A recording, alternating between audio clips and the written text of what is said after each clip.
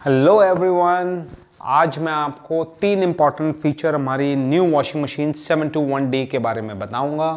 मैं Sumit many, director western Electronics limited. 721 washing machine 6.5 kg category के बारे में आपको बताने जा रहा हूं। नंबर 1 इम्पॉर्टेंट फीचर कि ये ट्रांसपेरेंट लिड है। ट्रांसपेरेंट लिड से आप कपड़े धुलते हुए देख सकते हैं। नंबर 2, इसका टब बिल्कुल ही यूनिक और डिफरेंट है जो हमारी बाकी अदर वॉशिंग मशीन्स में नहीं था।